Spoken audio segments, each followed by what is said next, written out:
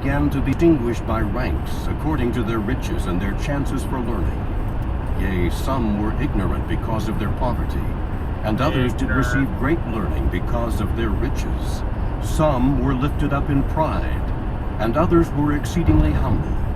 Some did return railing for railing, while others would receive railing and persecution and all manner of afflictions, and would not turn and revile again, but were humble and penitent before God.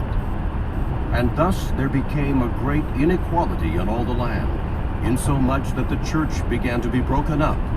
Yea, insomuch that in the 30th year the church was broken up in all the land, save it were among a few of the Lamanites who were converted unto the true faith.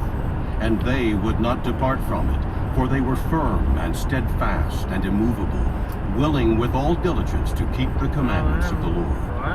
Now the cause of this iniquity of the people was this: Satan had great power unto the stirring up of the people to do all manner of iniquity, and to the puffing them up with pride, tempting them to seek for power and authority and riches and the vain things of the world. And thus Satan did lead away the hearts of the people to do all manner of iniquity. Therefore they had enjoyed peace but a few years.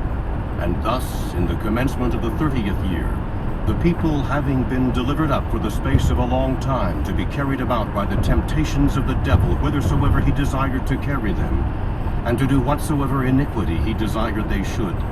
And thus, in the commencement of this the 30th year, they were in a state of awful wickedness. Now they did not sin ignorantly, for they knew the will of God concerning them, for it had been taught unto them. Therefore they did willfully rebel against God.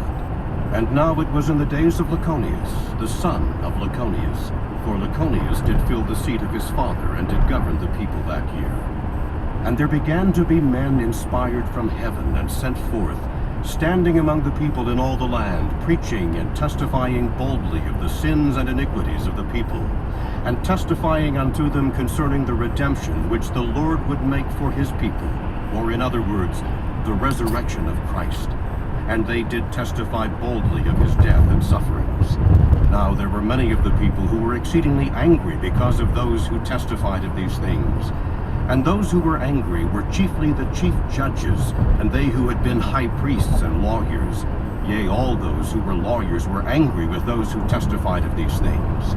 Now there was no lawyer, nor judge, nor high priest, that could have power to condemn anyone to death, save their condemnation was signed by the governor of the land. Now there were many of those who testified of the things pertaining to Christ, who testified boldly, who were taken and put to death secretly by the